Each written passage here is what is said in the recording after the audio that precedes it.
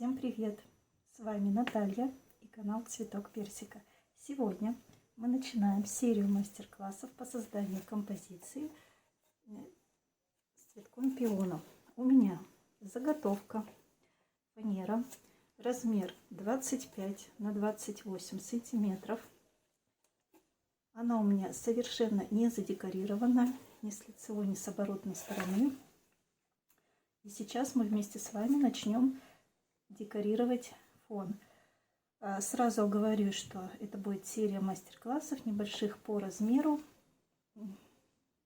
минут по 20, по 25, и из нескольких частей. Потом, когда будет сформирован полностью мастер-класс, вы сможете смотреть и делать свои работы. Итак, что у меня есть? Про заготовку я сказала. Мастихин взяла крупный, выложила на палитру декоративную штукатурку белого цвета, цвета сирень и цвета фиалки. Еще мне понадобится вот такая вот цвета латте паста с эффектом кракле, то есть когда она высыхает, она образует трещины, но это мы будем использовать потом.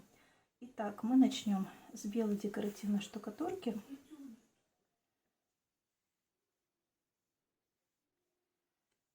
Белой декоративной штукатурки начнем формировать наш фон. Сначала я хотела делать фон объемный, структурный. Я даже сделала одну заготовку. Сейчас, может, даже вам ее покажу. Вот такого плана. То есть, если вы видите, очень объемные элементы, многоуровневые, много цветов. Несколько слоев все это выложено. Эту заготовку я непременно оставлю. Я использую для ругора работает, но сейчас я сделаю гладкий фон. Так, ну это что такое? Давай, выходи отсюда. Вот и начинаем, как я уже сказала, с белой декоративной штукатурки. Я ее аккуратно наношу на поверхность работы. Следующим моим шагом будет штукатурка сиреневого цвета, которую я смешаю с белым цветом, то есть чтобы она была у меня немножко посветлее. Немножко добавлю. То есть моя цель создать некий эффект деграде, переход от белого цвета к более темному.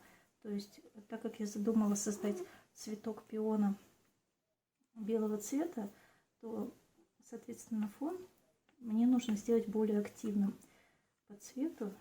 И вот в этой части будет располагаться цветок. Тут у меня фон будет темный. И сюда, в верхнюю часть, он будет более светлый. Так, теперь я наношу штукатурку такого разбеленного сиреневого цвета.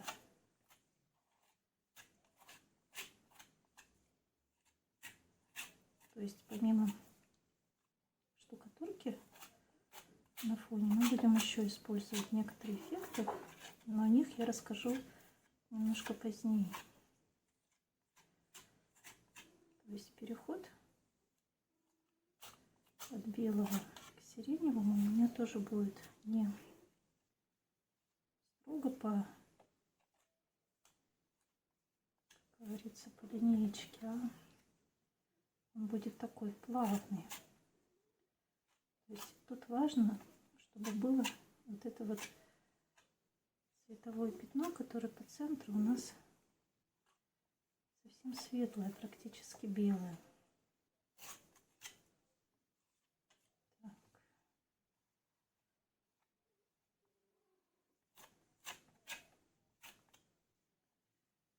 Вот, и сейчас я возьму штукатурку более темного цвета и нанесу ее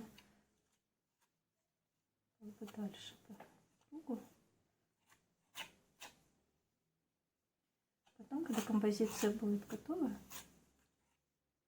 будет понятна моя задумка.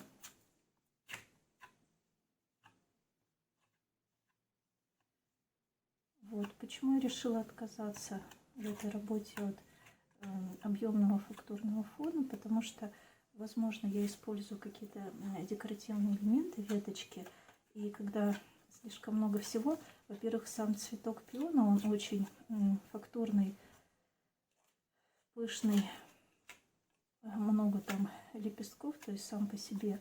И когда такой активный фон, он будет тянуть на себя внимание. Ну, то есть, главное не переборщить с декором, потому что когда его слишком много, и он как бы лишний, это тоже не есть хорошо. Поэтому, но эту работу я буду делать параллельно, то есть пробовать и такой вариант. И потом, может быть, даже в конце мастер-класса я сравню, какая из работ мне получилась более интересной, потому что, добавляя те или иные нюансы, мы можем так или иначе поменять свою работу. Я хочу еще немножко именно беленького сюда добавить по центру. Вот видите, у меня цвет, он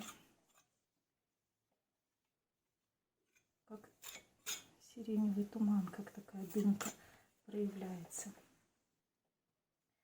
И теперь я добавлю вот этот более насыщенный фиалковый цвет. Я его перемешаю с остатками вот этими. То есть тут у меня и сиреневый, и белый цвет вместе перемешаю. То есть для того, чтобы первый слой у меня был не такой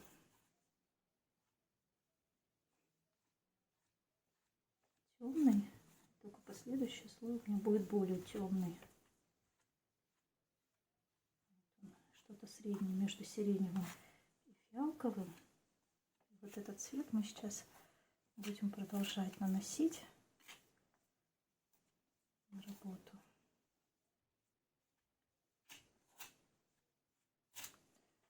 Вот уже, в принципе, получается такой интересный эффект.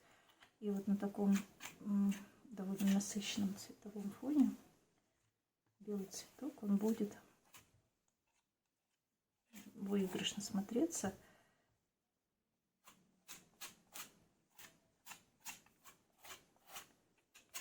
Вот, то есть я не делаю никаких необычных движений.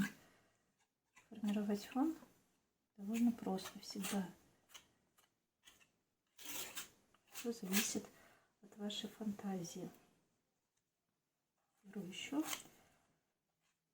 нашу перемешанную штукатурку. Да, еще хотела сказать, что вот когда говорила о материалах для скульптурной живописи, о способах загустить штукатурку, я упоминала микрокальцит. То есть помимо того, что мы загущаем крахмалом, детской присыпкой, есть вариант загустить микрокальцитом, но на тот момент у меня такого материала не было. И вот сейчас я его заказала, в скором времени он ко мне доедет, а также мне удалось все-таки заказать и купить декоративную штукатурку Клевер Ривьера. То есть мастера, которые делают работы исключительно используя только эту штукатурку, но вот я ни разу не пользовалась. И поэтому, когда придут эти два материала, то есть заказала их в разных местах, и я обязательно сниму видео, во-первых, распаковки и тестирования. То есть тестирование, как ведет себя штукатурка, которая загущена именно микрокальцитом. Ну, напомню, микрокальцит — это мраморная мука. И также я протестирую непосредственно декоративную штукатурку Клевер Ривьера. Мне тоже самой очень интересно, как она будет себя проявлять. И вот уже потом, после теста, после распаковки, я расскажу вам именно о своих ощущениях, что мне понравилось больше, и буду ли я в дальнейшем использовать эти новые материалы или остановлюсь на тех, которые использовать мне привычнее. Вот.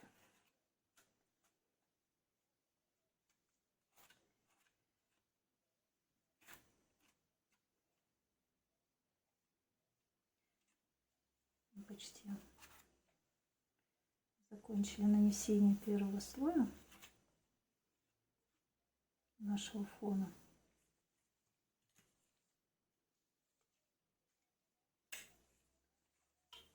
Так, не забываем протирать наши мастихины.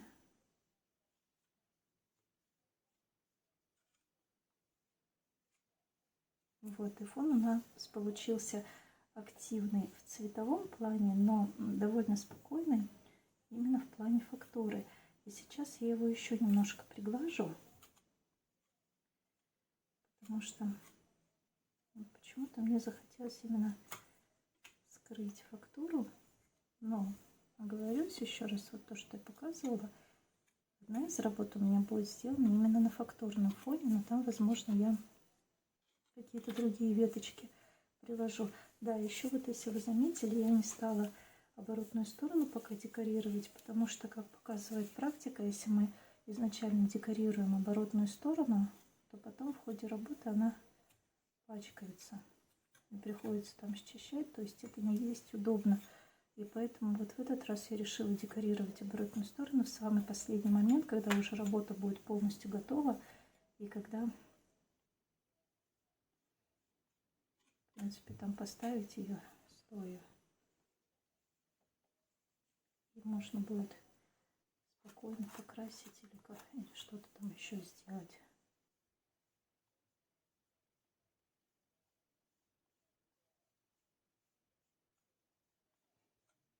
Вот. С фоном мы еще не закончили.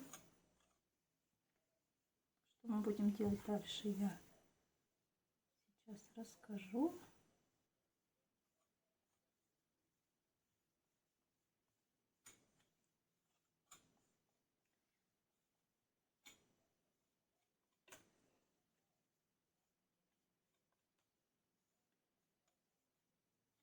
В принципе, на данный момент меня это устраивает.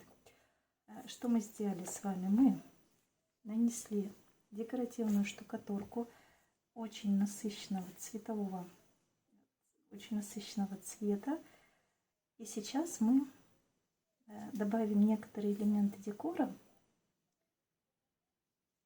Для этого я использую остатки штукатурки, которые у меня выложены на палитру белая и цвет фиалки. Я их между собой перемешаю.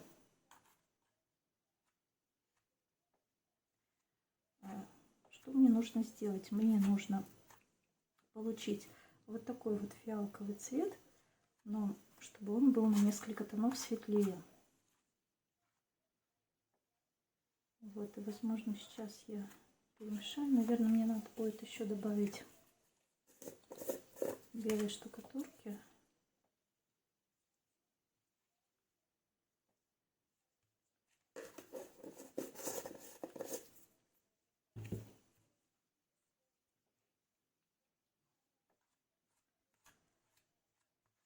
Вот получился такой тон.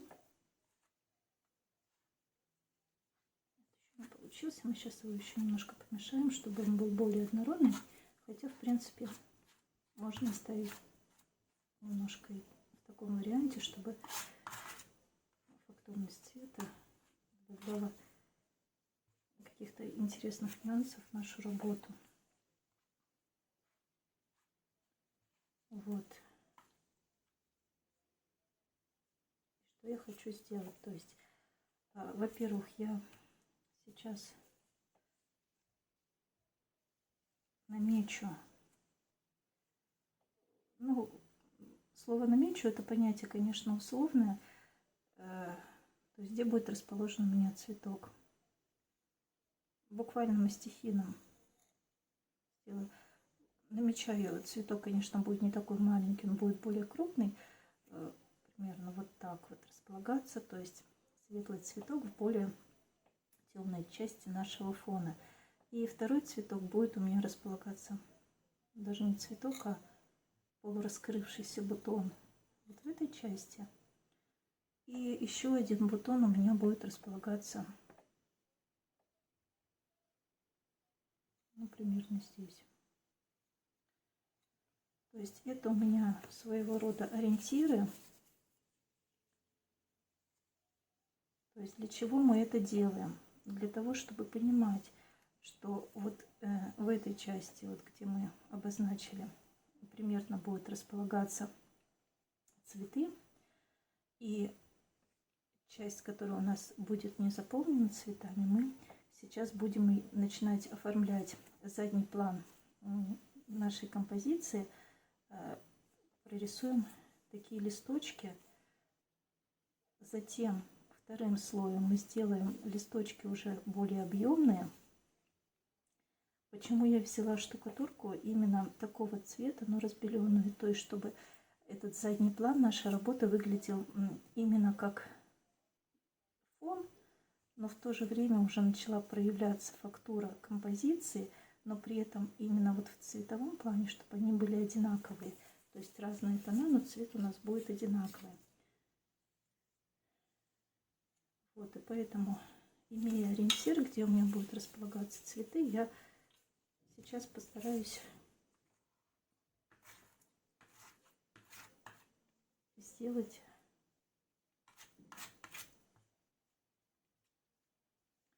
вот что я делаю. Я набираю на мастихин штукатурку, срезаю ее. Вот горочка, можно очистить.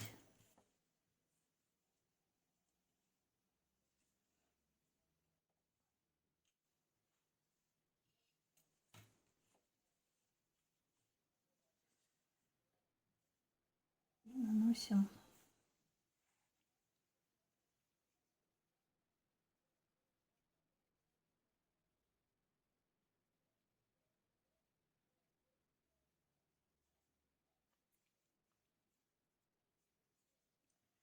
То есть вот у нас получился такой листик. Можно даже на нем изобразить какую-то фактуру.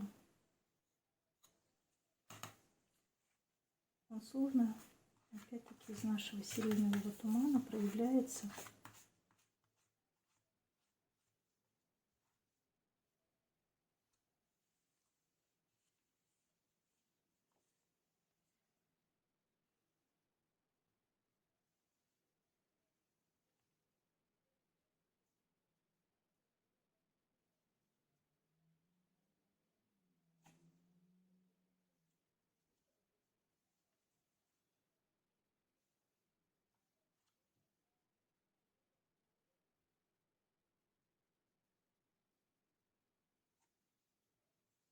То есть я фиксирую мастихин и словно размазываю. Сразу делаю насечки, чтобы показать, что это все-таки листик.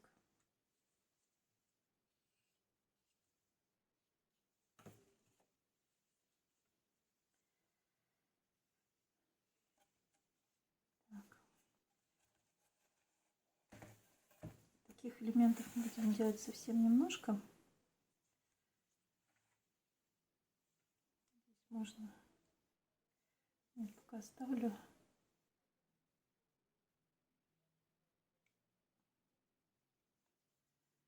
Вот, я его как бы расплющиваю и сразу делаю насечки. То есть с одной стороны это дополнительную декоративность придает, с другой стороны фон, где у нас не будет непосредственно цветочков, мы более светлым тоном немножко смягчаем.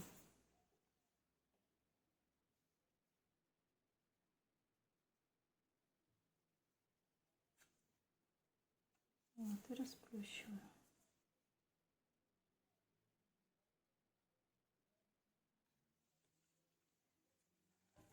Листики показываю как бы чисто условно, что они где-то там на заднем плане у нас присутствуют. Ну, что вообще на заднем плане у нас что-то есть.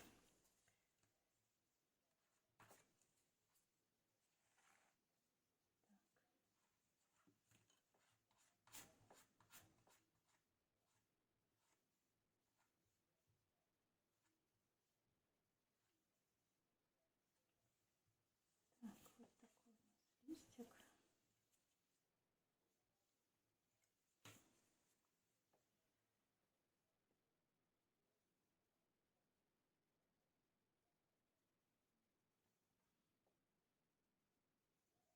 Не важно, что он у нас не получился каким-то идеальным. Мы просто обозначаем, что такие листики у нас есть. Я добавлю буквально, наверное, парочку таких листочков, может один даже.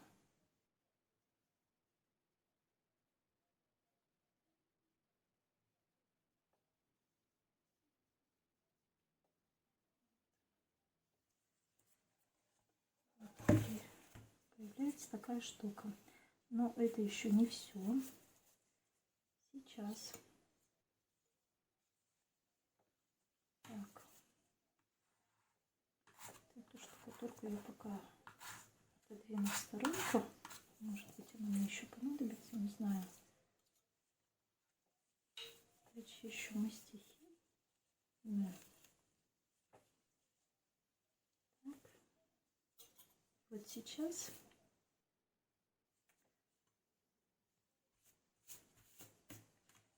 я возьму вот такую штукатурку, то есть цвет латте. В принципе, такой беженько серенький нам подходит. Это паста Кракле. И что мы ей будем делать? Мы также на фоне создадим как бы на заднем плане листочки, но эти листочки у нас, получается, будут из такой штукатурки. Мастихин я взяла поменьше. Она вот совсем жидкая какая-то. Сейчас мы таким же способом, как делали листочки такого сиреневого цвета, попробуем создать из этой штукатурки. Так, у нас совсем она жидкая. Так, как же тогда быть? Она даже на мастихин не хочет укладываться. Ну хорошо, пусть будет так.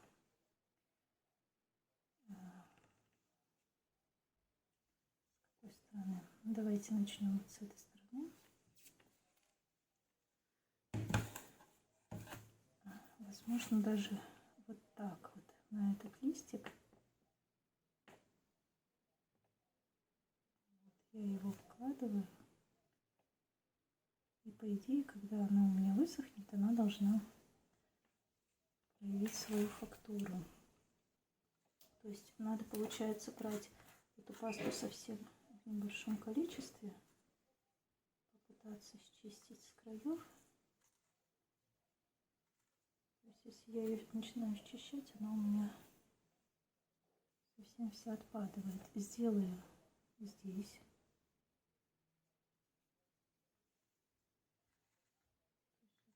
Тогда получается вот одним движением берешь здесь. Так. Дальше.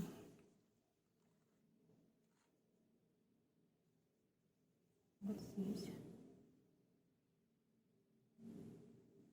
То есть в чем секрет этой пасты? Если мы ее делаем тоненьким слоем, то трещинки у нас будут небольшие, маленькие совсем. Это, например, вот так сделаю более тонким слоем. Такой вариант. А если слой более толстый, то трещинки получаются более глубокие.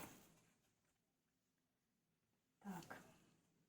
То есть, видите, в цветовом плане у меня Получается очень хорошее сочетание. Так, здесь.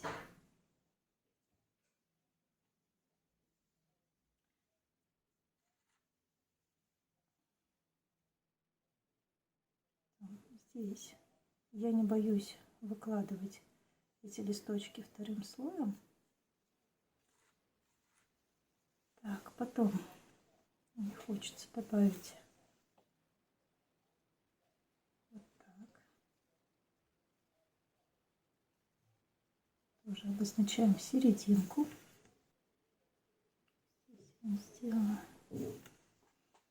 То есть по мере высыхания такая паста у нас должна проявлять свою фактуру. Когда она высохнет, мы с вами посмотрим, что у нас в конечном итоге получилось. И также можно добавить здесь, обозначив серединку.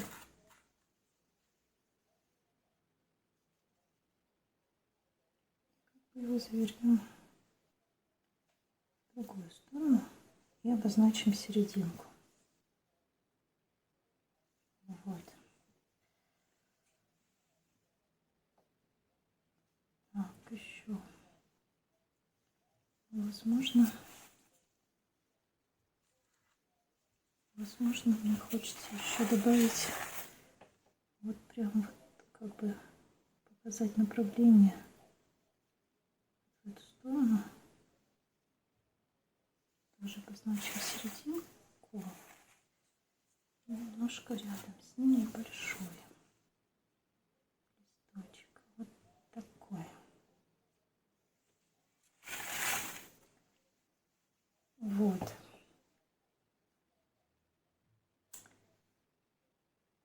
И, наверное, надо добавить таких листочков вот где-нибудь здесь.